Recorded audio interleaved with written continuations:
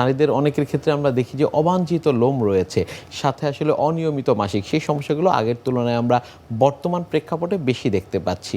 সেটি মূলত আসলে কোন হরমোনের জন্য হয়ে থাকছে এবং এক্ষেত্রে কি করণীয়? এখনকার সময়ে যে নিউট্রিশনের যে বিষয়টা, কেমন বাংলাদেশে তো এখন ধীরে ধীরে খাদ্যে স্বয়ংসম্পূর্ণ হচ্ছে। সব কিছু মিলিয়ে আসলে দেখা যায় যে আগে যেরকম আন্ডার নারিশ ছিল মানুষ, এখন কিন্তু বেশিরভাগ ক্ষেত্রে আমরা দেখা যাচ্ছে যে অতি পুষ্টি। নিশ্চয়ই। আগে যেরকম অপুষ্টি ছিল, এখন অতি পুষ্টি দেখা যাচ্ছে।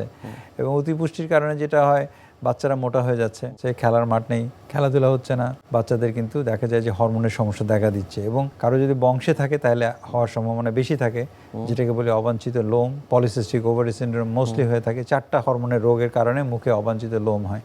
একটা হচ্ছে যে পলিসিস্টিক ওভারি সিনড্রোম, যেটা যারা লোম নিয়ে আসে তাদের 80% এরকম থাকে। সেকেন্ড হচ্ছে যে কনজেনিটাল অ্যাড্রেনাল হাইপারপ্লেসিয়া, যেমন কাজিনদের মধ্যে বিয়ে হলে এই রোগ হওয়ার সম্ভাবনা বেশি থাকে, কারণ এটাকে বলে আমরা অটোজোমাল রিসেসিভ, আপনি জানেন। সেক্ষেত্রে কিন্তু একটা রোগ হয়, সেটাকে বলে কনজেনিটাল অ্যাড্রেনাল হাইপারপ্লেসিয়া। এখানে কিন্তু পুরুষ হরমোনের পরিমাণ বেশি থাকে।